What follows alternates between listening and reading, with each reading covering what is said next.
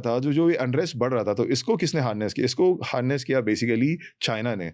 तो जो वो अनार्म्ड प्रोटेस्टर्स थे, जैसे मेरे यहाँ भी जैसे उत्तराखंड यूपी से बनना था, तो we never picked up weapons like जैसे, या आप झारखंड की बात करें, they never picked up weapons against government of India और एनीथिंग, बिकॉज एक तो वहाँ पे एक्सेस नहीं था समहाउ, अगर होता शायद क्या पता, बट मैं जस्ट बता रहा हूँ कि वहाँ पे किसी ने कभी वेपन नहीं उठाया। बट इस पूरी बेल्ट का क्या हुआ, since they were close to China, Myanmar is a big void. मतलब म्यांमार को मैं ऐसे बोलूंगा कि Myanmar is a battle ground for China, मतलब बेसिकली वो चाइना का ही बेबी है, पपेट है बेसिकली 100%। सो हुआ क्या, जितने यहाँ पे सिविल ग्रुप्स थे, इनको चाइना ने started investing on these groups. China said okay, आप देखिए, आप पीसफुल प्रोटेस्ट कर रहे हैं, कुछ होगा नहीं, you have to pick up weapon against nation. And इनको उस समय वो जस्टिफाइबल लगा कि हाँ, कोई सुन नहीं रहा है, तो violence is only the way out, तो चलो। They all went to, there is a place called Ruili करके, which is in China and Myanmar border. And वहां पे there is a Kachin Independence Army, there is a ethnic group called Kachins, जिनका वहां पे एक group है।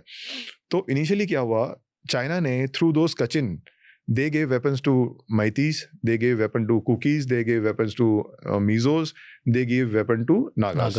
सबकी training वहां पे कचिन ने कराई ऑन द से ऑफ चाइना। चाइना ने उनको कल्टिवेट किया, अभी भी वहां पे उनका से है, अभी भी उल्फा, अगर हाँ उल्फा की हम बात करना भूल गए, असम का एक ग्रुप है ULFA, same they were also there, अभी भी है, जिन्होंने कल ही they have attacked a post in Assam अभी, जिसमें 4 पुलिस वाले इंजर्ड हुए हैं।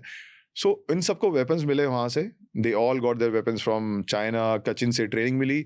उसके बाद ये लोग आए वापस, इन्होंने यहाँ पे शुरू कर दिया गवर्नमेंट ऑफ इंडिया के अगेंस्ट आर्म्ड बेसिकली एग्रेशन, एम्बुशेस शुरू कर दिए, जगह जगह पे ये सब चीज़ें शुरू कर दी काइंड ऑफ। तो हुआ क्या, इस पूरे उसमें इनके सबके अंदर यूनिटी थी। जैसे अभी आप सुन रहे होंगे कि मैती वर्सेस कुकी क्लैशेस हो रहे हैं, but there was a time when Meitei, Kuki and Nagas, they were fighting together against government of India.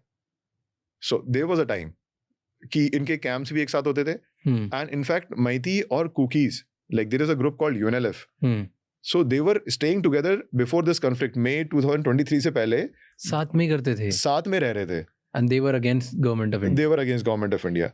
So UNLF में देयर वाज 6-7 कुकीज, जिन्होंने बाद में सरेंडर किया। हमने उनसे बात करी कि भाई आप लोग कैसे एक मैती ऑर्गेनाइजेशन में चले गए। तो क्योंकि आप अगर यूएनएलएफ जो एक मैती मिलिटेंट ग्रुप है, अगर उसका ऑर्गेनाइजेशन भी देखेंगे, जो उसके प्रिंसिपल फाउंडर्स थे, तो उसमें एक चीरू भी था, मैती भी था, उसमें एक कुकी भी था, so there were different, Naga भी था उसमें। So there were different people who have raised that organisation. वो तो उस समय से रहा है।